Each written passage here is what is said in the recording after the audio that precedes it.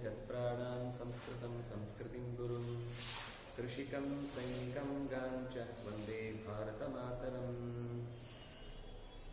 नारायणं नमस्कृत्य नरं चैव नरोत्तमं देवीं सरस्वतीं व्यासं ततो जयमुदीरये। स्वस्तिस्तु सताम्। ದ್ಯೂತದ ಪ್ರಸಂಗದಲ್ಲಿ ಪಾಂಡವರನ್ನ ಬಹಳ ಚಾಕಚಕ್ಯತೆಯಿಂದ ಶಕುನಿ ಸೋಲಿಸಿ, ಹಿಂದಿನ ಪ್ರಸಂಗದಲ್ಲಿ ದ್ರೌಪದಿಗೆ ಅವಮಾನ ಮಾಡಿದ್ದು, ಆಗ ಪ್ರತಿಜ್ಞೆಗಳನ್ನು ಭೀಮ, ಅರ್ಜುನ, ನಕುಲ, ಸಹದೇವ ಮೊದಲಾದವರ ಪ್ರತಿಜ್ಞೆಗಳನ್ನು ಮಾಡಿದ್ದು, ಆ ಪ್ರತಿಜ್ಞೆಯನ್ನು ಕೇಳಿಸಿಕೊಂಡರೂ ಕೂಡ ಸ್ವಲ್ಪವೂ ಹೆದರದೆ ಸಭೆಯಲ್ಲಿ ತಮ್ಮ ಅಧಿಕಾರದ ಮದದಿಂದ ಜನರನ್ನ ಸ್ವಲ್ಪವೂ ಲೆಕ್ಕಕ್ಕೆ ತೆಗೆದುಕೊಳ್ಳದೆ ಮತ್ತಷ್ಟು ಆಕೆಯನ್ನು ಹಿಂಸಿಸಿದ್ದು, ಈ ಪ್ರಕರಣಗಳೆಲ್ಲ ನಡೆದ ಮೇಲೆ ವಿದುರ ಇದು ಕುರುಕುಲದ ನಾಶಕ್ಕೆ ಕಾರಣವಾದಂತಹ ಅತ್ಯಂತ ಕಠೋರವಾದ ಪ್ರಸಂಗವಾಗಿ ಬಿಡುತ್ತೆ ಅಂತ ಗಾಂಧಾರಿಗೆ ಹೇಳಿದ ಮೇಲೆ, ಗಾಂಧಾರಿಯು ಅಲ್ಲಿ ತನಕ ಹೊರಗಿನಿಂದ ಕಣ್ಣಿಲ್ಲ ಅಂತ ಅಂದುಕೊಂಡವನು ಒಳಗಿಂದ ಕಣ್ಣಿದೆ ಅಂತ ಪ್ರಜ್ಞಾಚಕ್ಷು ಅಂತ ಹೆಸರು ಪಡೆದವನಾಗಿದ್ರೂ ಕೂಡ ಈಗೇನ್ ಗೆದ್ರು ಅಂತ ಕೇಳ್ತಾ ಕೂತಿದ್ದ ಧೃತರಾಷ್ಟ್ರ. ಆದ್ರೆ ಯಾವಾಗ ಹೆಂಡತಿ ಎಚ್ಚರಿಕೆಯನ್ನು ಕೊಟ್ಲೋ ಆವಾಗ ತನ್ನ ಮಕ್ಕಳನ್ನ ಕಳ್ಕೊಳ್ಳುತ್ತೇನೆ ಎನ್ನುವ ಭಯದಿಂದ ತಕ್ಷಣ ನಿಲ್ಲಿಸಿ ದ್ರೌಪದಿಯನ್ನು ಮುಂದೆ ಕರೆದು ಆಕೆಯನ್ನು ವರಬೇಡುವಂತೆ ಹೇಳಿ ಮತ್ತೆ ಮೊದಲಿನಂತೆ ಎಲ್ಲ ಸಂಪತ್ತನ್ನ ಮರಳಿ ಪಡೆದು 2 ವರಗಳನ್ನು ಕೇಳಿದ ನಂತರ 3ನೇ ವರವಾಗಿ ಇನ್ನೂ ಏನಾದರೂ ಬೇಕಾದರೂ ಕೇಳು ಅಂತ ಹೇಳಿದಾಗಲೂ ಕ್ಷತ್ರಿಯಳಾದಂತಹ ನನಗೆ ತಮ್ಮ ಸಂಪಾದನೆ ಇನ್ನೇನ್ ಬೇಕೋ ಅದನ್ನು ಅವ್ರು ಮಾಡ್ಕೋತಾರೆ, ಅವರು ದಾಸರಲ್ಲ ಅಂತಾಯ್ತು, ವಾಪಸ್ಸು ಈಗ ಇದ್ದ ಸಂಪತ್ತನ್ನು ಪಡೆದದ್ದಾಯ್ತು, ಇದಕ್ಕಿಂತ ಹೆಚ್ಚು ಏನೂ ಅಪೇಕ್ಷೆ ನನ್ನಲ್ಲಿಲ್ಲ ಅಂತ ಹೇಳಿ ಅರ್ಧ ದಾರಿಯಲ್ಲಿ ಹೊರಟಿದ್ದಾರೆ. ಮೀಟಿಂಗ್ ಶುರುವಾಯಿತು. ದುಷ್ಟ ಚತುಷ್ಟಯರು ಕರ್ಣ, ಶಕುನಿ, ದುಶ್ಯಾಸನ, ದುರ್ಯೋಧನ 4 ಜನ ಸೇರಿ ಅಪ್ಪನ ಎದುರುಗಡೆ ಬಂದರು.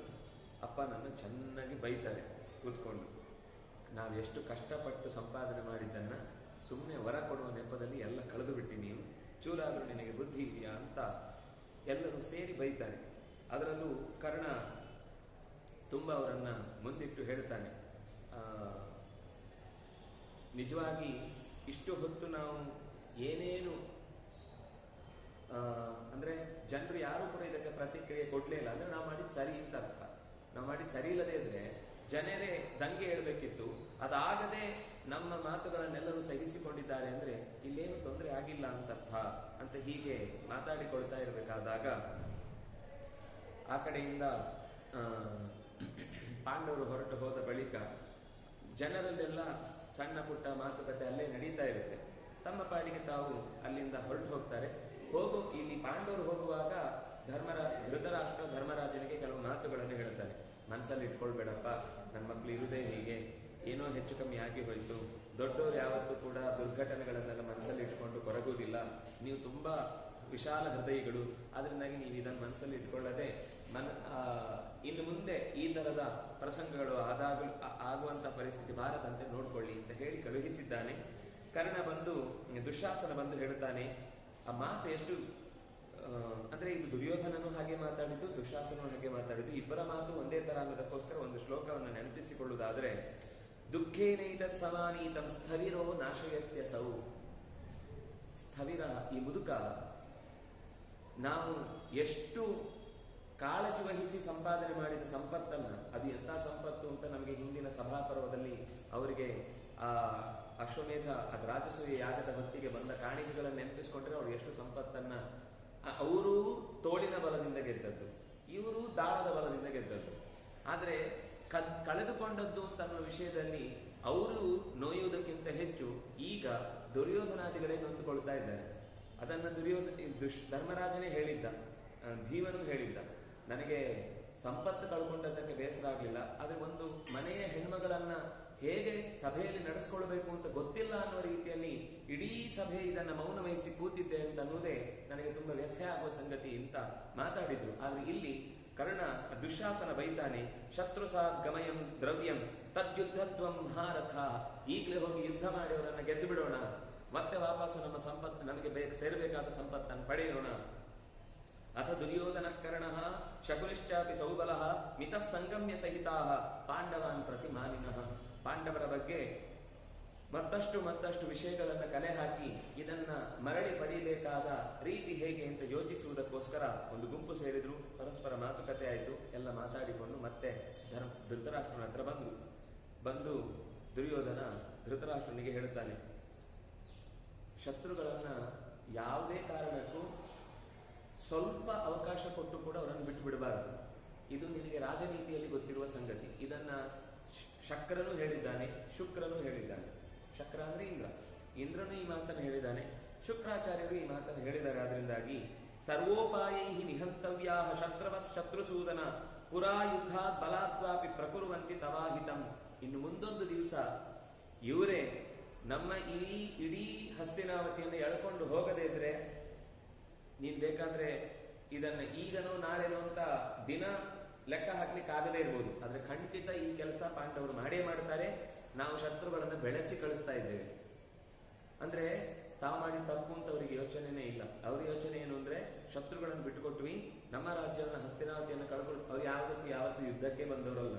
ಹಸ್ತಿನಾವತಿ ಮೇಲೆ ಅವರು ಹಾಗೆ ಯುದ್ಧ ಮಾಡುದಿದ್ರೆ ಇವ್ರ ಜೊತೆಗೂ ಯುದ್ಧ ಮಾಡಿ ಇವ್ರ ಹತ್ರನೂ ಕಪ್ಪವನ್ನ ತಗೊಳ್ಬೋದಿತ್ತು. ಆದ್ರೆ ಹಾಗೆ ಮಾಡದೆ ಅವರನ್ನು ಈ ಯಾಗದ ಒಂದು ಕುಟುಂಬ ಅಂತ ಭಾವಿಸಿ ಅವರಿಗೂ ಕರ್ತವ್ಯಗಳಲ್ಲಿ ಭಾಗವಹಿಸುವಂತೆ ಮಾಡಿ ಅವರ ಎಲ್ಲ ರೀತಿಯಾದ ಗೌರವಗಳಿಗೆ ಧಕ್ಕೆ ಬಾರದಂತೆ ಅವರನ್ನ ಪ್ರೀತಿಯಿಂದ ನೋಡ್ಕೊಂಡಿದ್ರು ಪಾಂಡವರು.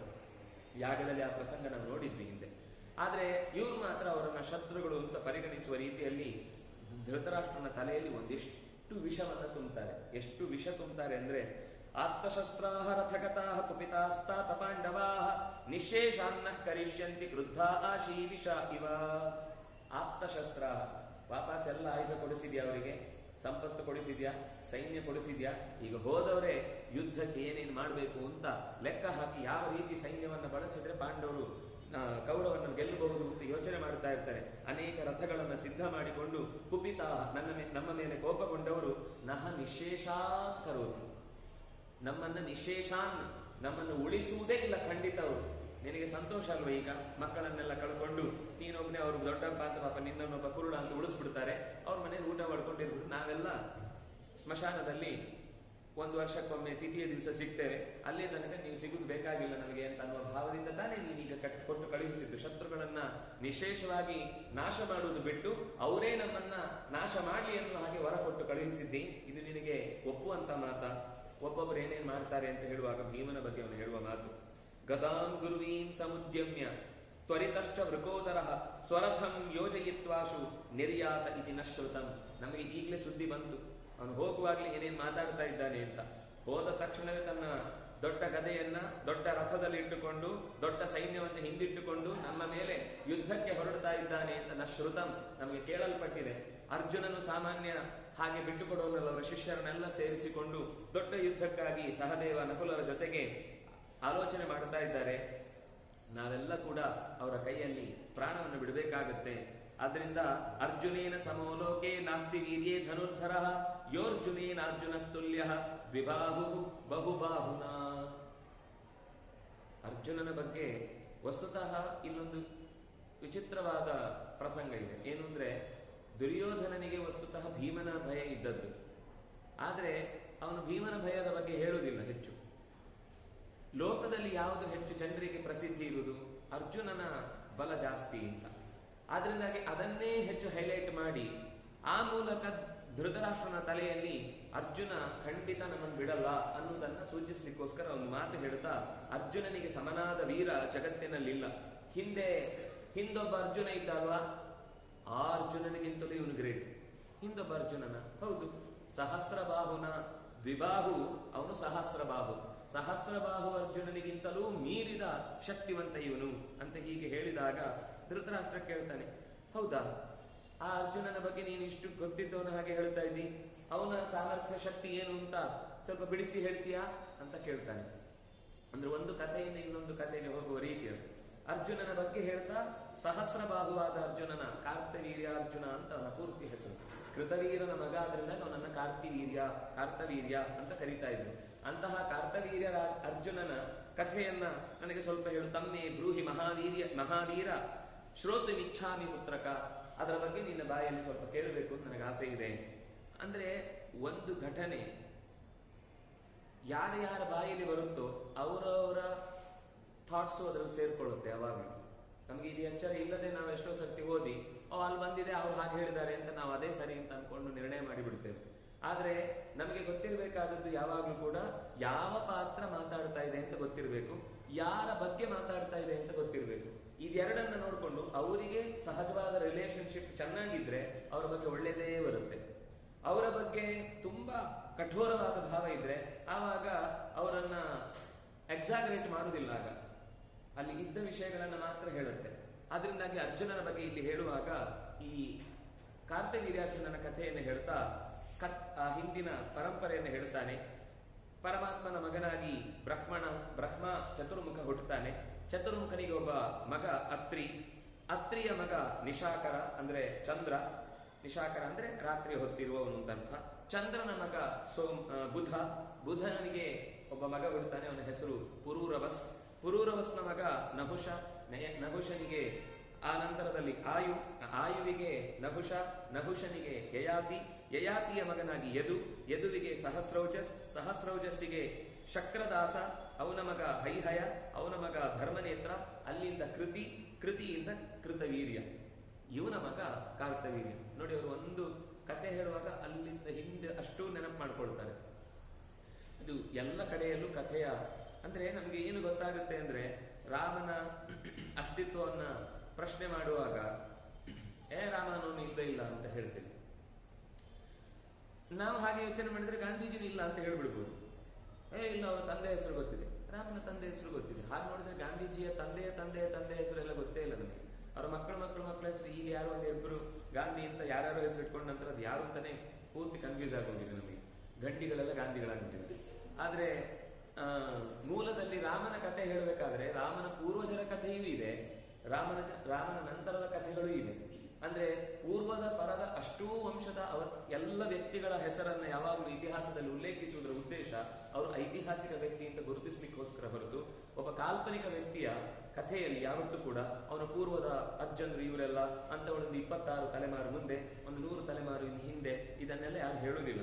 ಅದರಿಂದಾಗಿ ಈ ತಲೆಮಾರುಗಳನ್ನು ಹೇಳುವ ಉದ್ದೇಶ ಏನಂದ್ರೆ ಅವರು ಇತಿಹಾಸದಲ್ಲಿ ಅತ್ಯಂತ ಪ್ರಸಿದ್ಧರು ಅನ್ನೋದನ್ನು ತಿಳಿಸ್ಲಿಕ್ಕೋಸ್ಕರ. ಹಾಗೆ ಹೈಹಯನ ಮಗ ಕೃತಿಯ ಮಗ ಕೃತವೀರ್ಯನ ಮಗ ಇಲ್ಲಿ ಕಾರ್ತವೀರ್ಯಾರ್ಜುನ. ಇವನಿಗೆ ತಂದೆ ಅಧಿಕಾರ ಕೊಡುತ್ತಾನೆ, ನೀನಿನ್ನು ಮುಂದೆ ರಾಜ್ಯಭಾರವನ್ನು ಮಾಡು ಅಂತ. ಆಗ ಅವನು ಆ ರಾಜ್ಯಭಾರವನ್ನು ಸ್ವೀಕರಿಸುವುದಿಲ್ಲ. ಯಾಕೆಂದ್ರೆ ನನಗೆ ಇನ್ನೂ ರಾಜನೀತಿಯನ್ನ ಚೆನ್ನಾಗಿ ತಿಳ್ಕೊಳ್ಬೇಕು, ಅರ್ಥಶಾಸ್ತ್ರವನ್ನ ಚೆನ್ನಾಗಿ ಅರಿತ ಮೇಲೆ ಪ್ರಜೆಗಳಿಗೆ ನನ್ನಿಂದ ಆಳ್ವಿಕೆ ನಡೆಸುವಾಗ ಯಾವ ತೊಂದರೆಯೂ ಆಗಬಾರ್ದು, ಅಷ್ಟು ಪಕ್ಕ ಒಂದು ಅಡ್ಮಿನಿಸ್ಟ್ರೇಷನ್ ಅನ್ನೋದು ಎಲ್ಲೂ ತೊಡಕಾಗದ ರೀತಿಯಲ್ಲಿ ನನಗೆ ನಡೆಸಲಿಕ್ಕೆ ಬಂದ ಮೇಲೇನೆ ನಾನು ಈ ಅಧಿಕಾರ ಸ್ವೀಕರಿಸ್ತೇನೆ ಅಂತ ಅಧಿಕಾರವನ್ನು ಕೊಟ್ಟದ್ದು ಕೈಯಲ್ಲಿ ಹಾಗೆ ತೆಗೆದುಕೊಳ್ಳದೆ ಅಲ್ಲೇ ಬಿಟ್ಟು ಕಾಡಿಗೆ ಹೊರಟೋಗ್ತಾನೆ. ನಾನು ಕಲಿಬೇಕಿನ್ನು ಅಂತ ಎಲ್ಲೆಲ್ಲೋ ಆಶ್ರಮಗಳಿಗೆ ತೆರಳುತ್ತಾನೆ, ಯಾರ್ಯಾರ ಹತ್ರನೂ ಹೋಗ್ತಾನೆ. ಒಬ್ಬನಿಗೆ ಕಲಿಬೇಕು ಅಂತ ಅನ್ನೋ ಹಠ ಬಂದ ಮೇಲೆ ತಾನಾಗಿ ಗುರುಗಳು ಎಲ್ಲೋ ಒಂದ್ ಕಡೆ ಹುಟ್ಟುತ್ತಾರೆ. ನಮ್ಗೆ ಏನು ಅಂದ್ರೆ ಕಲಿಬೇಕು ಅಂತ ಎಲ್ಲೋ ಒಂದು ಕಡೆಯಿಂದ ಆಸೆ ಇರುತ್ತೆ, ಅದಕ್ಕಿಂತ ಹೆಚ್ಚು ಪುರುಸೋತಿಲ್ಲ ಅನ್ನುವ ಶಬ್ದ ಜಪ ಆಗ್ತಾ ಇರುತ್ತೆ. ಆದ್ರೆ ಯಾವಾಗ ಪರೀಕ್ಷಿತ ರಾಜನ ತರ ಯಾವುದು ಬೇಕಾದ್ರೂ ಬರ್ಲಿ, ಏನು ಬೇಕಾದ್ರೂ ಬರ್ಲಿ, ನನಗೀಗ ತಿಳ್ಕೊಳ್ಳೋದು ಒಂದೇ ದಾರಿ ಅಂತ ಮನಸ್ಸಲ್ಲಿ ಇತ್ತು ಅಂತಂದ್ರೆ ಶುಕಾಚಾರ್ಯರು ಓಡಿ ಬಂದ ಹಾಗೆ ಗುರುಗಳು ನಮ್ಮ ಹತ್ರಕ್ಕೆ ಬರ್ತಾರೆ. ಅಥವಾ ಗುರುಗಳೇ ನೇರ ಬರಬೇಕು ಅಂತಿಲ್ಲ, ಯಾವುದೋ ಒಂದು ದಾರಿಯ ಮೂಲಕ ನಮಗೆ ಅಧ್ಯಯನ, ನಮ್ಮ ಚಿಂತನೆಯ ಮುಖ ತೆರ್ಕೊಳ್ಳುತ್ತೆ. ಅಂದ್ರೆ ನಾವು ಅದಕ್ಕೆ ಅಷ್ಟು ಪ್ರಾಮಾಣಿಕವಾದ ಭಾವವನ್ನು ಅದರ ಮುಂದೆ ತೆರೆದುಕೊಳ್ಬೇಕು. ಕಾರ್ತವೀರ್ಯಾರ್ಜುನನಿಗೆ ಎಷ್ಟು ಹಠ ಇತ್ತು ಅಂದ್ರೆ, ಆದ್ರೆ ಹೋದಲ್ಲಿ ಸ್ವಲ್ಪ ತಿಳ್ಕೊಂಡ್ಮೇಲೆ ಇನ್ನೂ ಹೆಚ್ಚು ಬೇಕು, ಇವರಿಂದ ಇಷ್ಟು ಸಿಗ್ತಾ ಇಲ್ಲ ನನಗೆ, ನನ್ಗೆ ಬೇಕಾದ ಇನ್ನೂ ಜಾಸ್ತಿ ಇದೆ ಅಂತ ಹೇಳಿ ಮತ್ತೆ ಹುಡುಕ್ತಾ ಹೋದಾಗ ಒಬ್ರು ಜಹ್ನು ಅಂತ ಋಷಿ ಸಿಗ್ತಾರೆ. ಸಿಕ್ಕಿ ಅವರು ಹೇಳ್ತಾರೆ, ನಿನಗೆ ಸರಿಯಾದ ಗುರುಗಳಾಗಬೇಕು ಅಂತಂದ್ರೆ ಇಂತಹ ದಿಕ್ಕಿಗೆ ಹೋಗು, ಇಂತಹ ಆಶ್ರಮಕ್ಕೆ ಹೋಗು, ಅಲ್ಲಿ ಒಬ್ಬರು ದತ್ತ ಅಂತ ಋಷಿಗಳಿದ್ದಾರೆ, ಅವ್ರ ಹತ್ರ ಹೋದ್ರೆ ನಿನಗೆ ಬೇಕಾದ ಎಲ್ಲ ವಿದ್ಯೆಯೂ ಸಿಗುತ್ತೆ ಅಂತ. ಅತ್ರಿಯ ಮಗ ಅವರೇ ದತ್ತಾತ್ರೇಯ ಅಂತ ನಾವು ಈಗ ಕರಿತೇವೆ. ಆ ದತ್ತಾತ್ರೇಯನ ಹತ್ರ ಹೋಗಿ ಎಷ್ಟೋ ವರ್ಷಗಳ ಕಾಲ ಸುಮ್ಮನೆ ರಾಜ್ಯಶಾಸ್ತ್ರ ಎಷ್ಟು ಬೇಕು ಅಂತ ಪರೀಕ್ಷೆಯಲ್ಲಿ 90 ಮಾರ್ಕ್ ತೆಗೆದು ಇಲ್ಲಿ ಬಂದು ನಾನು ಸರ್ಟಿಫಿಕೇಟ್ ಇದೆ ರಾಜ್ಯ ಕೊಡಿ ಅಂತ ಕೇಳಲಿಲ್ಲ. ನನಗೆ ತಿಳ್ಕೊಳ್ಬೇಕಾದ ಎಲ್ಲಾ ವಿಷಯವನ್ನು ತಿಳ್ಕೊಳ್ಬೇಕು ಅಂತ ಹಠ ತೊಟ್ಟು ಕೂತ. ಗುರುಗಳೇ ಹೇಳಿದ್ರು, ಬೇಕಾದಷ್ಟು ಕಲ್ತಾಯ್ತಪ್ಪ, ಹೋಗು ನಿನ್ನ ಕರ್ತವ್ಯವನ್ನು ನಿರ್ವಹಿಸು ಅಂತ. ಆವಾಗ ಗುರುಗಳ ಹತ್ರ ಕೇಳ್ತಾರೆ, ಕಾರ್ತವೀರ್ಯ ಕೇಳ್ತಾನೆ, ನನಗೆ ರಾಜ್ಯಭಾರವನ್ನು ಚೆನ್ನಾಗಿ ಮಾಡ್ಕೊಳ್ಳಿಕ್ಕೋಸ್ಕರ ನಿನ್ನಿಂದ ಕೆಲವು ಅಪೇಕ್ಷೆಗಳಿವೆ. ಅಯ್ಯೋ, ನೀನ್ ಏನ್ ಕೇಳಿದ್ರು ಕೊಡ್ತೇನೆ, ಯಾಕೆಂದ್ರೆ ನನ್ನ ಶಿಷ್ಯಂದಿರ ಸಮೂಹದಲ್ಲಿ ನಿನ್ನಷ್ಟು ಒಬ್ಬ ಶ್ರೇಷ್ಠನಾದ ಗುರುಗಳಂದ್ರೆ ಅತ್ಯಂತ ಜೀವಕ್ಕೆ ಜೀವ ಕೊಡುವಷ್ಟು ಪ್ರೀತಿಸುವ ಇನ್ನೊಬ್ಬ ಶಿಷ್ಯ ನನಗೆ ಸಿಕ್ಕಿಲ್ಲ. ಅದರಿಂದ ನನಗೆ ನೀನು ಏನ್ ಕೇಳಿದ್ರು ಕೊಡ್ತೇನೆ ಅಂತ. ನನಗೆ ರಾಜ್ಯಭಾರ ಚೆನ್ನಾಗಿ ಮಾಡ್ಲಿಕ್ಕೋಸ್ಕರ ನನಗೆ 1000 ತೋಳು ಬೇಕು. 1000 ತೋಳು ಅಂದ್ರೆ ಅದು ಯಾವಾಗಲೂ ಕಣ್ಣಿಗೆ ಕಾಣಿಸುವಂತದ್ದಲ್ಲ. ಎಲ್ಲಿ ಬೇಕಾದ್ರೂ ತೊಂದರೆ ಆದ್ರೆ ತಕ್ಷಣದಲ್ಲಿ ಫೋನ್ ಮಾಡಿ, ಬರುವಾಗ ಆಂಬ್ಯುಲೆನ್ಸ್ ಆಕ್ಸಿಡೆಂಟ್ ಆಗಿ ಮತ್ತೊಂದು ಆಂಬ್ಯುಲೆನ್ಸ್ ತರಿಸುವ ಪ್ರಸಂಗ ಅಲ್ಲ. ಹೇಳಿದ ತಕ್ಷಣವೇ ಜನರಿಗೆ ವ್ಯವಸ್ಥೆ ಆಗಬೇಕು. ಆಗ ಆ ಕಾಲದಲ್ಲಿ ಕಳ್ಳತನ ಇರಲಿಲ್ಲ, ಸುಳ್ಳತನ ಇರಲಿಲ್ಲ, ದರೋಡೆ ಇರಲಿಲ್ಲ ಅಂತೆಲ್ಲ ಮಾತು ಬರುತ್ತೆ ಅವನ ರಾಜ್ಯಭಾರ ನಡೆಸುವಾಗ. ಅದಕ್ಕೆಲ್ಲ ಕಾರಣ ದತ್ತಾತ್ರೇಯನಿಂದ ಪಡೆದ ಇಂತಹ ಒಂದು ರಾಜ್ಯಭಾರ ನಡೆಸುವಾಗ ಜನರಿಗೆ ತೊಡಕಾಗದಂತೆ ನನ್ನ ಆಡಳಿತ ಇರಬೇಕು. ಬೇಕಾದಷ್ಟು ಸಂಪತ್ತು, ಎದುರು ನಿಂತ ಶತ್ರುವನ್ನ ಹೇಗೆ ಬೇಕಾದ್ರೂ ಇರಲಿ ಅವನನ್ನ ಗೆಲ್ಲುವ ಶಕ್ತಿ, ಇದನ್ನೆಲ್ಲ ಪಡೆದ ನಂತರ ಕೊನೆಗೊಂದು ಮಾತು ಕೇಳುತ್ತಾನೆ. ಇಷ್ಟಾದ್ಮೇಲೂ ಅಧಿಕಾರ ಸಿಕ್ಕಿದ ಮೇಲೆ ಅದು ಹಾಟ್ ಸೀಟು, ಬಿಸಿ, ಹೇಗೆ ಬೇಕಾದ್ರೂ ಬುದ್ಧಿಯನ್ನು ಬೇಯಿಸಿ ಹಾಳು ಮಾಡುತ್ತೆ. ಅದರಿಂದಾಗಿ ಅನಿವಾರ್ಯವಾಗಿ ಎಲ್ಲಿಯಾದ್ರೂ ನನ್ನ ಕೈಯಿಂದ ಅಪರಾಧ ನಡೆದರೆ ನಾನು ಯಾರ್ಯಾರ್ದೋ ಕೈಯಲ್ಲಿ ಆ ಶಿಕ್ಷೆಯನ್ನ ಸಾವನ್ನ ಬಯಸುವುದಿಲ್ಲ, ನಿನ್ನ ಕೈಯಲ್ಲೇ ನಾನು ಸಾವು ಬಯಸ್ತೇನೆ, ಅದೂ ಒಂದು ನನಗೆ ನಿನ್ನ ಕೈಯಿಂದ ವರವಾಗಿ ಸಿಗಲಿ ಅಂತ. ಹೀಗೆ ಕೇಳಿದಾಗ ಬಹಳ ಸಂತೋಷಪಟ್ಟು ದತ್ತಂ ಆರಾಧಯಾಮಾಸ ಸೋರ್ಜುನೋ ಅತ್ರಿಸುತಂ ಮುನಿಂ, ಹೀಗೆ ಪೂರ್ತಿಯಾಗಿ ತನ್ನನ್ನೇ ಒಪ್ಪಿಸಿಕೊಂಡವನಿಂದ ವರ ಪಡೆದು ಅಲ್ಲಿಂದ ಹೊರಟು ಬಂದ ಮೇಲೆ ಅಧರ್ಮೇ ಪ್ರಿಯಮಾಣಸ್ಯ ಸದ್ಭಿಸ್ತತ್ರ ನಿವಾರಣಂ ಧರ್ಮೇಣ ಪೃಥಿವೀಂ ಚಿತ್ವಾ ಧರ್ಮೇಣೈವ ಹಿರಂಜನಂ, ಧರ್ಮದಿಂದಲೇ ಭೂಮಿಯನ್ನು ಗೆದ್ದು ಧರ್ಮದಿಂದಲೇ ಪ್ರಜಾ ಸಂರಕ್ಷಣೆಯನ್ನು ಮಾಡ್ತಾ ಏನು ಸಂಗ್ರಾಮ ಎದುರಾದರೂ ಕೂಡ ಧಾರ್ಮಿಕವಾದ ಯುದ್ಧದಿಂದ ಅವರನ್ನೆಲ್ಲ ಗೆದ್ದು ಪ್ರಜೆಗಳ ಕ್ಷೇಮವನ್ನ ಚೆನ್ನಾಗಿ ನಡೆಸ್ತಾ ಬಂದ. ಹೀಗಿದ್ದವನು ಒಂದು ಸರ್ತಿ ನರ್ಮದಾ ನದಿಯ ತೀರದಲ್ಲಿ ತನ್ನ ಹೆಂಡಂದಿರ ಜೊತೆಗೆ ಸಂತೋಷದಲ್ಲಿ ಕಾಲವನ್ನು ಕಳೆಯುತ್ತಾ ಇರುವ ಹೊತ್ತಿಗೆ ಅಲ್ಲಿಗೆ ತಸ್ಮಿನ್ನೇವ ತತಃ ಕಾಲೇ ರಾವಣೋ ರಾಕ್ಷಸೈ ಸಹ, ದೊಡ್ಡ ಕೂಟವನ್ನ ತುಂಬಿಕೊಂಡು ಅವನಿಗೊಂದು ಆಸೆ, ಸಿಕ್ಕಿದಲ್ಲೆಲ್ಲ ಹೋಗುದು, ಯುದ್ಧ ಮಾಡುದು, ಅವರನ್ನು ಸೋಲಿಸುದು, ಅವ್ರ ಹತ್ರ ಅಪೂರ್ವವಾದ ವಸ್ತುಗಳು ಹೆಣ್ಮಕ್ಳು ಇದ್ರೆ ಎಳ್ಕೊಂಡು ಬರುದು, ಇಷ್ಟೇ ಕೆಲಸ. ಕಾರ್ತವೀರ್ಯಾರ್ಜುನನ ಇದ್ದಲ್ಲಿಗೆ ಬಂದ ರಾವಣ ತನ್ನ ದೊಡ್ಡ ಸೈನ್ಯ ತೆಗೆದುಕೊಂಡು ಬಂದಾಗ ಲಂಕಾಯ ಈಶ್ವರಸ್ತಾತ ತಂ ದೇಶಂ ಪ್ರಯಯೌ ಬಲಿ, ನರ್ಮದಾ ನದಿಯ ತೀರಕ್ಕೆ ಲಂಕಾಧೀಶ್ವರ ಬಂದ. ಇವನಿಗೇನು ಅಂದ್ರೆ ಲಂಕಾಧೀಶ್ವರ ಬಂದ ಅಂದ ತಕ್ಷಣ ಎಲ್ಲರೂ ರೆಡ್ ಕಾರ್ಪೆಟ್ ಹಾಸಿ ನನ್ನನ್ನು ಕರಿಬೇಕು ಅಂತ, ಈಗ ಯಾರು ಗಮನಿಸಲೇ ಇಲ್ಲ ಅವನಿಗೆ ಸಿಟ್ಟು ಬಂತು, ಇದೇನು ಹೀಗಾಗ್ತಾ ಇದೆ ಅಂತ. ನೋಡಿದ್ರೆ ಹೆಣ್ಮಕ್ಳ ಜೊತೆಗೆ ಆರಾಮವಾಗಿ ತನ್ನ 1000 ತೋಳುಗಳಿಂದ ನದಿಗೆ ಒಂದು ಅಣೆಕಟ್ಟು ಕಟ್ಟಿದ ಹಾಗೆ ಅಡ್ಡ ಇಟ್ಟು ಬಿಟ್ಟಿದ್ದಾನೆ. ಇಡೀ ಒಂದು ಚೂರು ನೀರು ಕೆಳಗೆ ಬರ್ತಾ ಇಲ್ಲ. ಇವನು ಸಾಯಂಕಾಲದ ಸಂಧ್ಯೆಗೆ ಅಂತ ನೀರು ತಗೊಳ್ಬೇಕು ಅಂತ ಮೊದಲನೇ ಸರ್ತಿ ಆಚರಣೆ ಮಾಡಿದ್ರೆ, 2ನೇ ಸರ್ತಿಗಾಗಿ ನೀರಿಲ್ಲ, ಎಲ್ಲ ನಿಂತು ಬಿಟ್ಟಿದೆ. ವಾಪಸ್ ಹುಡ್ಕೊಂಡು ಬಂದ ನದಿ ಮೂಲೆ ಎಲ್ಲಿಂದ.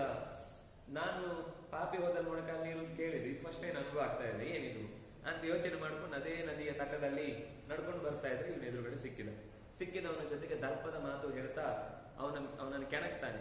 ಕೆಣಕಿದಾಗ ಹೆಣ್ಮಕ್ಳ ಮುಂದೆ ಇಷ್ಟು ಅವಮಾನ ಮಾಡಿ ಮೊದಲು ತಿರಸ್ಕರಿಸ್ತಾನೆ. ಇವನ ಹತ್ರ ಏನ್ ಜಗಳ ಆಡುದು, ಸುಮ್ಮನೆ ಕೊಚ್ಚೆ ಕಲ್ಲಾಕ್ಬೇಕು ಅಂತ ಯೋಚನೆ ಮಾಡಿ ಸುಮ್ಮನಿದ್ದ. ಆದ್ರೆ ಅವನ ಮಾತು ತೀರಾ ಜಾಸ್ತಿ ಆದಾಗ ಸ್ವಲ್ಪ ಹೊತ್ತು ನೀವು ನಿಂಪಾಡಿಗೆ ಆರಾಮವಾಗಿ ಬಟ್ಟೆ ತೊಟ್ಟುಕೊಂಡು ಮೇಲ್ಗಡೆ ಕಾಯ್ತಾ ಇರಿ, ನಾನು ಇನ್ನೊಂದು ಸ್ವಲ್ಪ ಹೊತ್ತಿಗೆ ಬರ್ತೇನೆ ಅಂತ ಹೇಳಿ ಎದ್ದು ಬಂದ. ಅರ್ಜುನ ಆ ರಾವಣನ ಜೊತೆಗೆ ಚೆನ್ನಾಗಿ ಯುದ್ಧ ಮಾಡಿ ತತಸ್ಥಂ ಅರ್ಜುನಂ ದೃಷ್ಟ್ವಾ ನರ್ಮದಾಯಾಂ ದಶಾನನಃ ನಿತ್ಯಂ ಕ್ರೋಧಪರೋಧೀರಃ ವರದಾನೇನ ಮೋಹಿತಃ, ಅವನಿಗೆ ತನಗೆ ವರ ಪಡೆದಂತಹ ಹಮ್ಮು ಇತ್ತು. ಅದರಿಂದಾಗಿ ರಾವಣ ಈ ಕಾರ್ತವೀರ್ಯನನ್ನ ಸುಲಭವಾಗಿ ಗೆಲ್ಲಬಹುದು ಅಂತ ಅನ್ಕೊಂಡು ಹೆಚ್ಚು ಶಕ್ತಿ ಪ್ರಯೋಗ ಮಾಡದೆ ಏನೇನೋ ಮಾಡಿದ. ಅದೆಲ್ಲ ಲೆಕ್ಕಕ್ಕೆ ಸಿಗಲಿಲ್ಲ ಕಾರ್ತವೀರ್ಯಾರ್ಜುನನ ಶೌರ್ಯದ ಮುಂದೆ. ಹಾಗಾಗಿ ಪೂರ್ಣ ಶಕ್ತಿಯನ್ನ ಪ್ರಯೋಗ ಮಾಡಿಯೂ ತತಸ್ತು ದುರ್ಜಯಂ ವೀರಂ, ಗೆಲ್ಲಿಕ್ಕೆ ಆಗ್ಲಿಲ್ಲ. ಸೋತು ಯಾವ ದಿಕ್ಕಿನಿಂದ ಬಂದೋ ಆ ದಿಕ್ಕು ಯಾವುದು ಅಂತ ಗೊತ್ತಿಲ್ಲದೆ ಸಿಕ್ಕಿದ ದಿಕ್ಕಿಗೆ ಓಡ್ಲಿಕ್ಕೆ ಶುರು ಮಾಡಿದ. ಎಲ್ಲಿಗೆ ಬರಬೇಕು ಅಂತನೂ ಎಲ್ಲಿಗೆ ಹೊರಡಬೇಕು ಅಂತನೂ ಗೊತ್ತಾಗದೆ ದಿಕ್ಕು ತಪ್ಪಿ ಓಡಿ ಹೋದ, ದಿಕ್ಕೆಟ್ಟ ಮೂರ್ಖನಾದ. ಹೀಗೆ ರಾಕ್ಷಸೇಂದ್ರ ಮನುಷ್ಯೇಂದ್ರ ಜಿತ್ವಾ ಬದ್ಧ್ವಾ ರಣೇ ಬಲಾತ್, ರಾಕ್ಷಸೇಂದ್ರನನ್ನ ಮನುಷ್ಯೇಂದ್ರ ಬಂಧಿಸಿ ಅವನನ್ನ ಚೆನ್ನಾಗಿ ಕಟ್ಟು ಹಾಕಿ ಕೂಡಿ ಹಾಕಿಬಿಟ್ಟ. ಮೊದಲು ಕೂಡಿ ಹಾಕಿದ. ಆಮೇಲೆ ಅವನ ಪೂರ್ವಜರೆಲ್ಲ ಬಂದು ಬೇಡಪ್ಪ ಇವನನ್ನು ಬಿಟ್ಬಿಡು, ಇವನು ನಮ್ಮ ಕಡೆಯಿಂದ ನಾವು ಕ್ಷಮೆ ಕೇಳ್ತಾ ಇದ್ದೇವೆ ಅನ್ನೋ ಹಾಗೆ ಅವನ ಹತ್ರ ಬಂದು ಬೇಡಿಕೊಂಡ ನಂತರ ಬಿಟ್ರು. ಆಮೇಲೆ ಓಡ್ಲಿಕ್ಕೆ ಶುರು ಮಾಡಿದವನಿಗೆ ದಿಕ್ಕು ಯಾವುದು ಅಂತ ಗೊತ್ತಿಲ್ಲದೆ ಓಡಿದ. ಹೀಗೆ ಬಹಳ ಕಾಲ ಕಳೆಯಿತು. ಸಮುದ್ರದ ತೀರಕ್ಕೆ ಒಂದು ಬಾರಿ ಹೋದಾಗ ಕಾರ್ತವೀರ್ಯನಿಗೆ ಯುದ್ಧ ಮಾಡಲಿಕ್ಕೆ ಯಾರೂ ಶತ್ರುಗಳಿಲ್ಲದೆ ಕೈ ತುರಿಕೆ ಜಾಸ್ತಿ ಆಗಿತ್ತು. ಸಿಟ್ಟು ಬಂತು. ಈಗ ಈ ರಸ್ಲಿಂಗ್ ನಲ್ಲಿ ಅಭ್ಯಾಸ ಮಾಡಿದವರು ಅಥವಾ ತೋಳಿನ ಬಲದಿಂದ ಯುದ್ಧ ಮಾಡುವವರಿಗೆ ಏನಾದರೂ ನಿರಂತರ ಯುದ್ಧದಲ್ಲಿ ತೊಡಗಿದ್ರೆ ಮಾತ್ರ ಅವರು ಆ ಸ್ಥಾನವನ್ನು ಉಳಿಸ್ಕೊಳ್ತಾರೆ. ಇಲ್ಲ ಅಂದ್ರೆ ಅದು ಶಕ್ತಿ ಇಳಿದು ಹೋಗುತ್ತೆ ಅಂತನೋ, ಅಥವಾ ಸ್ವಲ್ಪ ದಿವಸ ಆದ್ಮೇಲೆ ಆದ್ರೆ ಅದರ ಪಟ್ಟುಗಳೆಲ್ಲ ಹಿಡಿತ ಮರ್ತೋಗುತ್ತೆ. ಈಗ ನಾವು ಒಂದು ತಿಂಗಳು ನಮ್ಮ ಸೂರ್ಯ ನಮಸ್ಕಾರ ಮಾಡುವುದನ್ನ ಬಿಟ್ಟುಬಿಟ್ರೆ ಮತ್ತೊಂದ್ಸರ್ತಿ ಸೂರ್ಯ ನಮಸ್ಕಾರ ಮಾಡುವಾಗ ಅದು ಇದ್ಯಾವುದು ಹೊಸ ಸೂರ್ಯ ನಮಸ್ಕಾರ ಅಂತ ಎಲ್ಲರೂ ಡೌಟ್ ಕೊಡುವಾಗ ಆಗುತ್ತೆ. ನಮ್ದೇ ಒಂದು ಹೊಸತ್ತಾಗ್ಬಿಡುತ್ತೆ. ಆದ್ರೆ ದೇಹ ಅಷ್ಟು ಪಕ್ಕ ಬಗ್ಗುದಿಲ್ಲ, ಹೇಳಿದ್ ಕೇಳುವುದಿಲ್ಲ. ಅದರಿಂದ ಈ ಯುದ್ಧದಲ್ಲಂತೂ ಅಂತ ಶಕ್ತಿಯ ಪ್ರಯೋಗ ಅಂತ ಅನ್ನೋದು ಚೆನ್ನಾಗಿ ಆಗಾಗ ಮಾಡ್ತಾ ಇದ್ರೆ ಮಾತ್ರ ಸಾಧ್ಯ ಆಗುತ್ತೆ ಅನ್ನುವ ಕಾರಣಕ್ಕೆ ಸಮುದ್ರನನ್ನ ಹೋಗಿ ಬಾಣ ಬಿಟ್ಟು ಹೆದರಿಸಿ ನನ್ನ ಜೊತೆಗೆ ಯುದ್ಧಕ್ಕೆ ಬಾ ಅಂತ ಕರೀತಾನೆ. ಸಮುದ್ರ ಹೇಳ್ತಾನೆ, ನಾನು ನಿನ್ನ ಹತ್ರ ಯುದ್ಧಕ್ಕೆ ಸಮರ್ಥನಲ್ಲ, ಬಿಟ್ಬಿಡು ನನ್ನನ್ನು. ಸರಿ, ಯಾರನ್ನಾದ್ರೂ ನನಗೆ ಯುದ್ಧಕ್ಕೆ ಸಮರ್ಥರಾದವರನ್ನ ತೋರಿಸು. ದೇಹಿ ಸಿಂಧುಪತೆ ಯುದ್ಧಂ ಅದ್ಯೈವತ್ವರಯಾಮಮ. ಒಂದೋ ನೀನೇ ಯುದ್ಧ ಕೊಡು, ಇಲ್ಲ ಅಂದ್ರೆ ಬೇರೆ ಯಾರಾದ್ರೂ ಯುದ್ಧ ಮಾಡೋದನ್ನು ತೋರಿಸು. ಆಗ ಸಮುದ್ರ, ಅಯ್ಯೋ ನಿನ್ನ ಹತ್ರ ಯುದ್ಧ ಮಾಡ್ಲಿಕ್ಕೆ ಸಾಧ್ಯ ಇಲ್ಲ, ಬೇಕಿದ್ರೆ ಒಬ್ಬನನ್ನ ತೋರಿಸ್ತೇನೆ.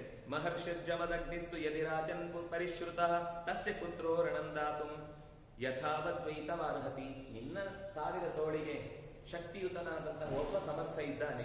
ಜಮದಗ್ನಿಯಿಂದ ನೀನೊಬ್ಬ ಋಷಿಯ ಹೆಸರನ್ನ ಕೇಳಿರ್ತಿ. ಅವನ ಮಗ ಒಬ್ಬ ಇದ್ದಾನೆ ಪರಶುರಾಮ ಅಂತ. ಅವನತ್ರ ಹೋಗಿ ನೀನು ಯುದ್ಧವನ್ನ ಬೇಡಿದ್ರೆ ನಿನಗೆ ತಕ್ಕುದಾದ ರೀತಿಯಲ್ಲಿ, ಅದು ರಾಮಾಯಣದಲ್ಲಿ ಒಂದು ಕಥೆ ಬರುತ್ತೆ, ರಾಮನಿಗೆ ಸೀತೆ ಹೇಳುವ ಕಥೆ. ರಾಮ ನಿರಂತರ ಈ ತ್ರಿಶಿರ, ದೂಷಣ, ಖರ, ಆಮೇಲೆ ಅವರ ಜೊತೆಗೆ ಬಂದ 14,000 ಜನ ಶತ್ರುಗಳು, ಇವರನ್ನೆಲ್ಲ ರಾಕ್ಷಸರನ್ನು ಒಂದಾದ್ಮೇಲೆ ಒಂದು ಕೊಲ್ತಾ ಬರ್ತಾ ಇರಬೇಕಾದ್ರೆ ಸೀತೆ ಎಚ್ಚರಿಸ್ತಾಳೆ, ರಾಮ ನಾವು ಕಾಡಿಗೆ ಬಂದಿದ್ದೇವೆ ಕರೆಕ್ಟು, ಶತ್ರುಗಳು ಹೌದು, ಸೋಲಿಸ್ಬೇಕು ಅನ್ನೋದು ಸತ್ಯವೇ, ಆದ್ರೆ ನಿನಗೆ ಹೋಗ್ತಾ ಹೋಗ್ತಾ ಬಾಣಕ್ಕೇನಾದ್ರೂ ಊಟ ಮಾಡಿಸ್ತಾ ಇರ್ಬೇಕು ಅಂತ ಅಭ್ಯಾಸ ಆಗ್ಬಿಡ್ತಾ ಇದ್ದೆ ಅಂತ ಅನ್ಸುತ್ತೆ. ನನಗೊಂದು ಚಿಕ್ಕ ಕಥೆ ನೆನಪಾಗುತ್ತೆ ಅಂತ ಅವಳೊಂದು ಕಥೆ ಹೇಳ್ತಾಳೆ. ಒಬ್ಬ ಸನ್ಯಾಸವನ್ನ ತಗೊಳ್ತಾನೆ. ತಗೊಂಡು ವಸ್ತುತಃ ಅವನಿಗೆ ಸನ್ಯಾಸಕ್ಕೆ ಯೋಗ್ಯವಾದಂತಹ ಅಂದ್ರೆ ಅದು ಒಳಗಿನಿಂದ ಬರಬೇಕು. ಜನರ ಎದುರುಗಡೆ ನಾನೊಬ್ಬ ಸನ್ಯಾಸಿ ಅಂತ ತೋರಿಸಿಕೊಳ್ಳಿಕ್ಕೋಸ್ಕರ ಅವನಿಗೆ ಆ ಆಸಕ್ತಿ ಹುಟ್ಟಿತು. ಸನ್ಯಾಸ ಇದ್ರೆ ಎಲ್ಲರೂ ನನ್ನನ್ನು ತುಂಬಾ ಗೌರವಿಸ್ತಾರೆ. ಹಾಗಾಗಿ ಕಾಡಿಗೆ ಹೋಗಿ ತಪಸ್ ಮಾಡ್ತಾ ಕೂತ. ಆದ್ರೆ ಅವನ ನಿಜವಾದ ಒಳಗಿನ ಅಂತರಂಗ ಏನು ಅಂತ ಪರೀಕ್ಷೆ ಮಾಡಬೇಕಿತ್ತು. ದೇವತೆಗಳು ಯಾವಾಗ್ಲೂ ಅವ್ರದ್ದೊಂದು ಕ್ರಮ ಏನಂದ್ರೆ, ತಪಸ್ಸಿಗೆ ಒಳ್ಳೆಯವರು ಕೂತ್ರು ಕೆಟ್ಟವರು ಕೂತ್ರು ಅವರು ಕೆಲಸ ಅವರನ್ನ ದಾರಿ ತಪ್ಪಿಸುವುದು. ದಾರಿ ತಪ್ಪಿಸುವುದರ ಉದ್ದೇಶ, ಒಳ್ಳೆಯವನಾದ್ರೆ ಆ ದಾರಿ ತಪ್ಪಿಸುವ ಪ್ರಸಂಗ ನಡೆದಾಗ್ಲೂ ದಾರಿ ತಪ್ಪಲಿಲ್ಲ ಅಂತ ಶ್ರೇಯಸ್ಸು ಬರುತ್ತೆ. ಕೆಟ್ಟವರಾಗಿದ್ರೆ ದಾರಿ ತಪ್ಪಿ ತಮ್ಮ ನಿಜವಾದ ಉದ್ದೇಶ ಏನು ಅಂತ ಗೊತ್ತಿಲ್ಲದೆ ಕಳ್ಕೊಳ್ತಾರೆ. ಹಾಗೆ ಅಲ್ಲಿಗೆ ಇಂದ್ರ ಬಂದವನು ಬರುವಾಗ ಹಾಗೆ ಬರಲು ಒಬ್ಬ ರಾಜನಾಗಿ ಬಂದ. ರಾಜನಾಗಿ ಬಂದು ಅವನ ಕೈಯಲ್ಲಿ ಒಂದು ಖಡ್ಗ ಇತ್ತು. ನಾನು ತೀರ್ಥಯಾತ್ರೆಗೆ ಹೊರಟಿದ್ದೇನೆ, ತೀರ್ಥಯಾತ್ರೆಯಲ್ಲಿ ಇದನ್ನೆಲ್ಲ ಹಿಡ್ಕೊಂಡು ಹೋಗೋದು ಸರಿ ಹೋಗಲ್ಲ, ಅದಕ್ಕೋಸ್ಕರ ಇದನ್ನ ನಿನ್ನ ಕೈಯಲ್ಲಿ ಇಟ್ಟಿರ್ತೇನೆ. ನನಗೆ ಬರುವಾಗ ಈಗ ನಾನು ಕೊಡುವಾಗ ಹೇಗಿದೆಯೋ ಹಾಗೆ ನನಗೆ ಮರಳಿಸಿದ್ರೆ ಸಾಕು, ಇದರ ಮೇಲೆ ಏನೂ ಇಲ್ಲ ಅಂತ ಹೀಗೆ ಹೇಳಿ ಅವನು ಕೊಟ್ಟು ಹೋಗ್ತಾನೆ. ಅವನು ಸ್ವಲ್ಪ ದಿವಸ ತಪಸ್ ಮಾಡ್ತಾ ಇದ್ದಾನೆ. ಹಾಗೆ ತಪಸ್ ಮುಂದುವರಿಸುವಾಗ ಒಂದ್ ದಿವಸ ನೆನಪಾಗುತ್ತೆ, ಖಡ್ಗವನ್ನು ಕೊಟ್ಟು ಹೋಗಿದ್ರು, ಅದನ್ನ ಏನಾಗಿದೆ ಅಂತ ಅವನು ನೋಡ್ಬೇಕು. ತೆಗೆದು ನೋಡ್ತಾನೆ, ಎಲ್ಲ ಫಳಫಳ ಅಂತ ಹೊಳಿತಾ ಇರುತ್ತೆ. ಆದ್ರೆ ಮೊದಲನೇ ಸರ್ತಿ ತೆಗೆದು ನೋಡುವಾಗ ಹೇಗೆ ಹೊಳಿತಿತ್ತು ಹಾಗೆ ಹೊಳಿತಾ ಇಲ್ಲ. ಇದು ಯಾಕೋ ಹೀಗೆ ಹೊಳಿತಾ ಇಲ್ಲ ಅಂತ ನೋಡಿ ಒಂದ್ಸರ್ತಿ ಕಲ್ಲಿಗೆ ಚೆನ್ನಾಗಿ ಸಾಣೆ ಹಿಡಿದು ಮತ್ತೆ ಒಳಗಿಡ್ತಾನೆ. ಸಾಣೆ ಹಿಡಿದ್ರೆ ಸರಿ, ಆದ್ರೆ ಅವನು ಕೊಡುವಾಗ ಹೀಗೆ ನಾನು ಕೊಟ್ಟಾಗ ಹೇಗೆ ಹರಿತವಾಗಿತ್ತೋ ಹಾಗೆ ಇರಬೇಕು ಅಂತ ಹೇಳಿದ್ದ. ಒಂದ್ಸರ್ತಿ ಕತ್ತರಿಸಿ ನೋಡ್ಬೇಕು ಅಂತ ಅಲ್ಲೇ ಒಂದು ಹುಲ್ಲನ್ನು ಕತ್ತರಿಸೋಣ, ಕರೆಕ್ಟ್ ಚೆನ್ನಾಗಿದೆ. ಸರಿ, 2-3 ದಿವಸ ಹೀಗೆ ನೋಡ್ತಾ ಪ್ರತಿ ಸರ್ತಿ ದಿನಕ್ಕೊಂದ್ಸರ್ತಿ ಇದೊಂದು ನನಗೂ ಹೇಗೂ ಕಟ್ಟಿಗೆ ಇತ್ಯಾದಿಗಳು ಬೇಕು, ಅದು ನನಗೆ ಕಟ್ಟಿಗೆ ಕರೆದಾಗೂ ಆಗುತ್ತೆ, ಇದಕ್ಕೊಂದು ಪರೀಕ್ಷೆ ಮಾಡಿದ ಹಾಗೂ ಆಗುತ್ತೆ ಅಂತ ದಿನ ಕತ್ತರಿಸಿ ಅಭ್ಯಾಸ ಮಾಡ್ತಾ ಇದ್ರೆ ಒಂದ್ ದಿವಸ ತಲೆಗೆ ಹೊಳಿತು. ರಾಜ ಕಟ್ಟಿಗೆ ಕಟ್ ಮಾಡ್ತಾನೆ. ಅವನು ಕಟ್ ಮಾಡೋದು ಯಾವಾಗ್ಲಿದ್ರು ಕೂಡ ಅವನಿ ಎದುರುಗಡೆ ಶತ್ರುಗಳು ಬಂದಾಗ ಕಟ್ ಮಾಡುದು.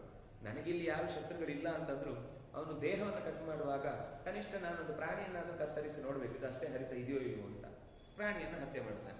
ಹತ್ಯೆ ಮಾಡಿದ್ಮೇಲೆ ಅದು ಹಾಗೆ ಉಳಿಬಾರದು, ವೇಸ್ಟ್ ಆಗಬಾರದು, ಅದರಿಂದಾಗಿ ಕೊಂದ ಪಾಪ ತಿಂದು ಪರಿಹಾರ ಅಂತ ಅದನ್ನು ತಿಂದು ಮುಗಿಸ್ತಾನೆ.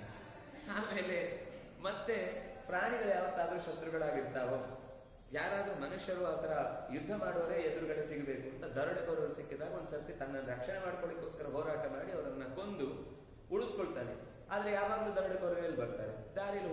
ದಾರಿ ಹೋಕರನ್ನೆಲ್ಲ ದರೋಡೆಕೋರರ ಜೊತೆಗೆ ಸೇರಿಸ್ಕೊಂಡು ದಾರಿ ಹೋಕರನ್ನು ಹೊಡೆದಾಡಿ ಅವರ ಸಂಪತ್ತನ್ನ ದೋಚಿ ಸಂಪತ್ತನ್ನ ಸಂಗ್ರಹ ಮಾಡ್ತಾ ಮಾಡ್ತಾ ಮಾಡ್ತಾ ಮುನಿದ. ತನ್ನ ಹೀಗೆ ನಿನ್ನ ಪರಿಸ್ಥಿತಿಯು ಕೂಡ ಯುದ್ಧ ಮಾಡ್ತಾ ಮಾಡ್ತಾ ಬಾಣ ಹೂಡಿ ಕೊನೆಗೆ ಯಾವ ಉದ್ದೇಶದಿಂದ ವನವಾಸಕ್ಕೆ ನಿನ್ನನ್ನ ಹಿರಿಯರು ಕಳಿಸಿದ್ದಾರೋ ಅದು ಮರೆತು ಹೋಗಿ ನೀನು ಒಬ್ಬ ಅತ್ಯಂತ ಕಠೋರವಾದ ಹೃದಯಿಯಾಗಿ ಯಾವ ಕಾರಣದಿಂದ ಸಂರಕ್ಷಣೆ ಮಾಡಬೇಕೋ ಅದೇ ನೀನು ಭಕ್ಷಣೆ ಮಾಡುವ ಸ್ಥಿತಿಗೆ ಬರಬಾರದು ಅಂತ ಎಚ್ಚರಿಸುವುದಕ್ಕೋಸ್ಕರ ಈ ಕಥೆ ಹೇಳ್ತಾನೆ. ಹಾಗೆಯೇ ಕಾರ್ತವೀರ್ಯಾರ್ಜುನರಿಗೆ ಎಲ್ಲರ ಹತ್ರ ಯುದ್ಧ ಕೇಳಿ ಕೇಳಿ ಕೇಳಿ ಬಹಳ ದಿವಸ ಯುದ್ಧ ಮಾಡದೇ ಇದ್ದದ್ರಿಂದ ಕೊನೆಗೆ ಅದು ಸಿಕ್ಕಿದವರ ಜೊತೆಗೆ ಯುದ್ಧ ಶುರುವಾಗುತ್ತೆ. ಆ ಯುದ್ಧದಲ್ಲಿ ಎದುರುಗಡೆ ಬೇಟೆಗೆ ಅಂತ ಹೋದ ಸಂದರ್ಭದಲ್ಲಿ ಜಮದಗ್ನಿಯ ಆಶ್ರಮ, ಆ ಕಥೆಯಲ್ಲೇ ಇಲ್ಲಿ ಹೆಚ್ಚು ಬರಲಿಲ್ಲ. ಆ ಆಶ್ರಮದಲ್ಲಿ ಹೋದಾಗ ಅವನ ಸಬಾಂಧವಂ, ತನ್ನ ಬಾಂಧವರ ಜೊತೆಗೆ ಕೂಡಿಕೊಂಡು ಹೋಗಿದ್ದಾನೆ. ಅಂದ್ರೆ ನಮ್ಗೆ ಈ ಕಥೆಯಲ್ಲಿ ಬರುವಂತಹದ್ದು ಬೇರೆ ಪುರಾಣದಲ್ಲಿ ಬರುವಾಗ ಅವನ ಮಕ್ಕಳು ಜಮದಗ್ನಿಯ ತಲೆಯನ್ನು ಕತ್ತರಿಸ್ತಾರೆ. ಯಾಕೆಂದ್ರೆ ಅಲ್ಲಿ ಇದ್ದಂತಹ ಅಪೂರ್ವವಾದ ಕಾಮಧೇನುವಿನ ಮಗಳನ್ನ ಬೇಕದ್ದನ್ನ ಕೇಳಿದಾಗ ಕೊಡುತ್ತೆ ಅಂತ ಯೋಚನೆ ಮಾಡಿ ಇದು ನಮ್ಮ ಹತ್ರ ಇದ್ರೆ ಒಳ್ಳೆಯದು ಅಂತ ಎಳ್ಕೊಂಡು ಹೋಗ್ತಾರೆ. ಮಗು ತಂದೆ ತಲೆ ಕಳ್ಕೊಂಡಾಗ ಹೆಂಡತಿ ರೇಣುಕೆ ತುಂಬಾ ದುಃಖಪಟ್ಟಾಗ ಪರಶುರಾಮ ಮರಳಿ ಬಂದಾಗ ತಾಯಿಯಿಂದ ವಿಷಯ ಗೊತ್ತಾಗಿ ಕಾರ್ತವೀರ್ಯಾರ್ಜುನನ ಜೊತೆಗೆ ಯುದ್ಧಕ್ಕೆ ಸೇರುತ್ತಾನೆ. ಹೀಗೆ ತತಃ ಪರಶುಮಾದಾಯ ನೃಪಂ ಬಾಹು ಸಹಸ್ರಿಣಂ ಚಿಚ್ಛೇದ ಸಹಸಾರಾಮು ಬಹುಶಾಖಮಿವದ್ರುಮಂ. ಸಾವಿರಾರು ತೋಳುಗಳಿಂದ ಕೂಡಿದಂತಹ ಕಾರ್ತವೀರ್ಯಾರ್ಜುನನ ಜೊತೆಗೆ ಯುದ್ಧ ಆಗತ್ತೆ. ಅದನ್ನ ಬೇರೆ ಕಡೆ ಬಹಳ ಚೆನ್ನಾಗಿ ಹೇಳ್ತಾರೆ. ಅವನು ಯುದ್ಧ ಮಾಡುವಾಗ ಬಹಳ ಸಂತೋಷದಿಂದ ತನ್ನನ್ನೊಂದು ಯಜ್ಞಕ್ಕೆ ಪೂರ್ಣಾಹುತಿಯನ್ನು ಕೊಟ್ಟುಕೊಂಡ ಹಾಗೆ ಪರಶುರಾಮನಿಗೆ ಶರಣಾಗಿ ತನ್ನನ್ನು ಒಪ್ಪಿಸಿಕೊಳ್ತಾನೆ ಅಂತ. ಅಂತೂ ಅವನ ಹತ್ರ ಯುದ್ಧ ಅಂತೂ ಚೆನ್ನಾಗಾಗತ್ತೆ.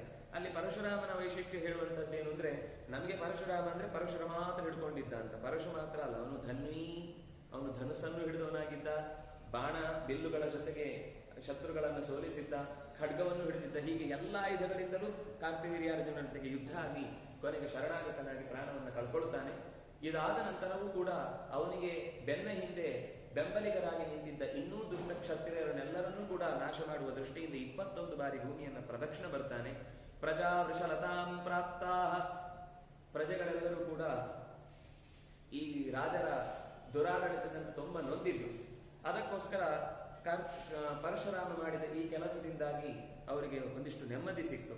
ಆದ್ರೆ ಒಂದೊಂದು ಸರ್ತಿ ಕ್ಷತ್ರಿಯರಾಗಿ ಯುದ್ಧ ಮಾಡಬೇಕಾಗತ್ತೆ ಅಂತ ಯೋಚನೆ ಮಾಡಿ ಪ್ರಾಮಾಣಿಕರು ಪ್ರಾಣ ಕಳ್ಕೊಳ್ಳುವಂತಹ ಸ್ಥಿತಿ ಬಂದಾಗ ಅವನ ಪೂರ್ವಜರು ಬಂದು ಎಚ್ಚರಿಸ್ತಾರೆ, ಸಾಕು, ಇನ್ನು ಹೆಚ್ಚು ಈ ಯುದ್ಧದ ಮುನ್ನಡೆಸುವುದಕ್ಕೆ ಅರ್ಥ ಇಲ್ಲ, ಯುದ್ಧವನ್ನು ಮುನ್ನಡೆಸುವುದಕ್ಕೆ ಅರ್ಥ ಇಲ್ಲ, ಇಲ್ಲಿಗೆ ಸಾಕು ಅಂತ.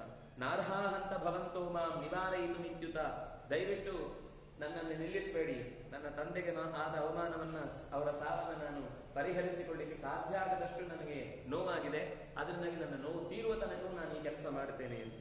ಆಗ ಪಿತೃಗಳು ಹೇಳ್ತಾರೆ, ನಾರ್ಹಸಿ ಕ್ಷತ್ರ ಬಂಧೂಸ್ತ್ವಂ, ಭೂಮಿಗೆ ಬ್ರಹ್ಮಶಕ್ತಿ ಎಷ್ಟು ಅಗತ್ಯವೋ ಅಷ್ಟೇ ಕ್ಷತ್ರ ಶಕ್ತಿಯ ಕ್ಷಾತ್ರ ತೇಜಸ್ಸಿನ ಅಗತ್ಯವೂ ಇದೆ.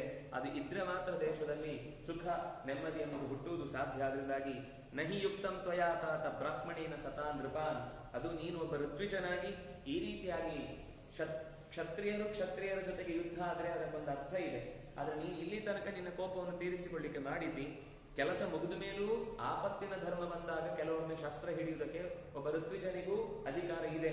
ಆದ್ರೆ ಈಗ ಇದು ಅಭ್ಯಾಸ ಆಗಿದೆ, ಅಭ್ಯಾಸ ಆಗಿ ಈ ಶಸ್ತ್ರವನ್ನು ನೀನು ಹಿಡಿಯುವುದಕ್ಕೆ ಅರ್ಹ ಅಲ್ಲ, ಅದರಿಂದಾಗಿ ಇಳಿಸು ಕೆಳಗೆ ಅಂತ ಹೇಳಿದ ಮೇಲೆ ಅವನು ಅದನ್ನು ಬಿಟ್ಟು ಸಾಗರ ಪರ್ಯಂತವಾದ ಅಷ್ಟೂ ಭೂಭಾಗವನ್ನು ಕಾಶ್ಯಪರಿಗೆ ದಾನ ಮಾಡಿ ಮಹೇಂದ್ರ ಪರ್ವತಕ್ಕೆ ತಪಸ್ಸಿಗೆ ಹೋದ.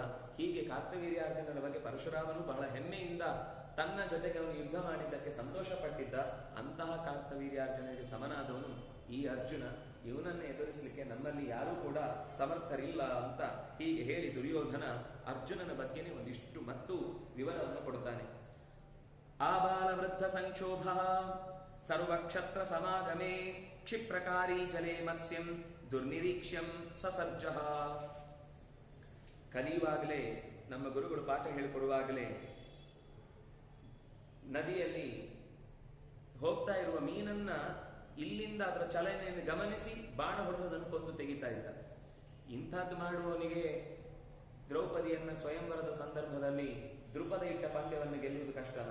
ಅಲ್ಲೂ ಅನಾಯಾಸವಾಗಿ ಬೇರೆಯವರಿಗೆ ಯಾರಿಗೂ ಆಗದೇ ಇದ್ದಂತಹ ಹೆದೆರಿಸುವ ಆ ಬಿಲ್ಲನ್ನ ಅನಾಯಾಸವಾಗಿ ಏರಿಸಿ ಚಲಿಸ್ತಾ ಇದ್ದಂತಹ ಆ ಮತ್ಸ್ಯವನ್ನ ಭೇದಿಸಿದ್ದ. ಕ್ಷಿಪ್ರಕಾರಿ, ಅತ್ಯಂತ ವೇಗವಾಗಿ ಬಾಣವನ್ನು ಬಿಡುವುದರಲ್ಲಿ ಅವನು ನಿಸ್ಸೀಮ. ಕ್ಷಣೇನ ಸಜ್ಜಂ ಅಕರೋತ್, ಸಜ್ಜ ಅಂದ್ರೆ ಹಗ್ಗವನ್ನ ಕಟ್ಟಿ ಹೆದೆ ಏರಿಸುವುದು ಅಂತ.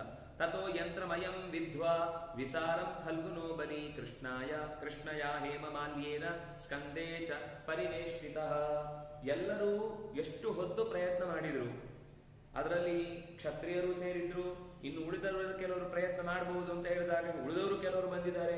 ಯಾರಿಗೂ ಆಗದೇ ಇದ್ದದನ್ನು ಇನ್ನು ಸುಮ್ಮನೆ ಹೋಗಿ ಆಟದ ವಸ್ತುವನ್ನು ಎತ್ತಿಕೊಂಡ ಹಾಗೆ ಎತ್ತಿಕೊಂಡು ಅದನ್ನ ಎತ್ತಿ ಕೃಷ್ಣೆಯ ಕೈಯಲ್ಲಿ, ದ್ರೌಪದಿಯ ಕೈಯಲ್ಲಿ ಮಾಲೆಯನ್ನು ಹಾಕಿಸಿಕೊಂಡ. ರೋಷಾತ್ ಸರ್ವಾಯುಧಾನ್ ಗೃಹ್ಯ ಕ್ರುದ್ಧ ವೀರ ಮಹೋಜಸಃ ವೈಕರ್ತನಂ ಪುರಸ್ಕೃತ್ಯ ಸರ್ವೇ ಪಾರ್ಥಮುಪಾದ್ರವನ್. ಅಷ್ಟು ಹೊತ್ತಿಗೆ, ಅಂದ್ರೆ ಇದೆಲ್ಲ ದುರ್ಯೋಧನ ಕಣ್ಣಾರೆ ಕಂಡ ಸಂಗತಿ, ಅದರಿಂದ ತುಂಬಾ ವಿವರವಾಗಿ ಹೇಳ್ತಾನೆ. ಅವನಿಗೆ ಅವನ ಯುದ್ಧದ ಕೌಶಲ ಅಂತ ಅನ್ನೋದು ಮೊದಲೇ ಪರೀಕ್ಷೆಯಲ್ಲಿ ಗೊತ್ತಿದೆ. ದ್ರೋಣಾಚಾರ್ಯರ ಹತ್ರ ಪಾಠ ಕಲಿಯುವಾಗಲೂ ಅವನ ಇದ್ದ ನಿಷ್ಠೆ, ಅವನು ಕಲಿತಾ ಇದ್ದದ್ದು, ರಾತ್ರಿ ಹಗಲು ಅಭ್ಯಾಸ ಮಾಡ್ತಾ ಇದ್ದದನ್ನೆಲ್ಲ ನೋಡಿದಾನೆ. ಇದರ ಜೊತೆಗೆ ಕೆಲವೊಂದು ಸರ್ತಿ ಅಭ್ಯಾಸ ಚೆನ್ನಾಗಿ ಮಾಡಿರ್ತಾರೆ, ಪರೀಕ್ಷೆ ಡಮಾರಾಗ್ತಾರೆ.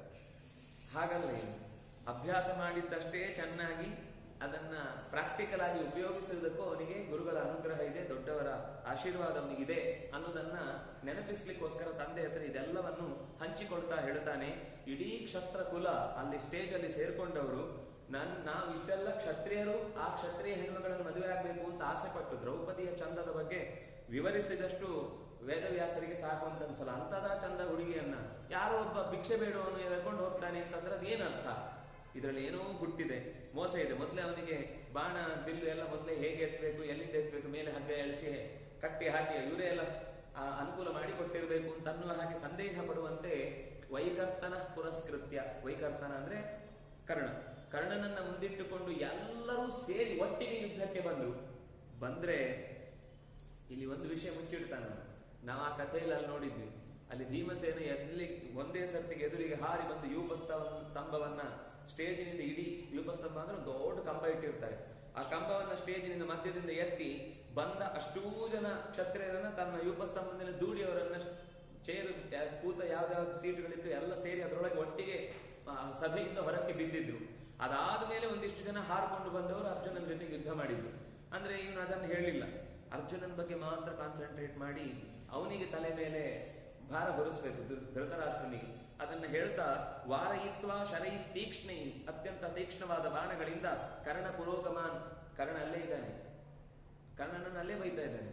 ಈ ಕರ್ಣನನ್ನು ಮುಂದಿಟ್ಟುಕೊಂಡು ಹೋದ ಎಲ್ಲಾ ಕ್ಷತ್ರಿಯ ವೀರರು ಕೂಡ ಸೋತು ಸುಣ್ಣಾಗಿ ಹೋದರು.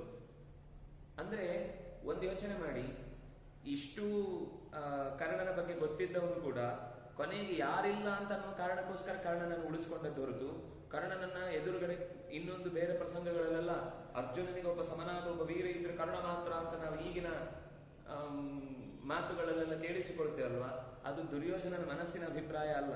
ಕರ್ಣನನ್ನು ಬಿಟ್ಟುಕೊಡಬಾರದು ಅಂತ ಇಟ್ಟುಕೊಂಡಿದ್ದ. ಕರ್ಣನಿಗೆ ಪ್ರಾಮಾಣಿಕವಾಗಿ ದುರ್ಯೋಧನ ಜೊತೆಗೆ ಇರಬೇಕು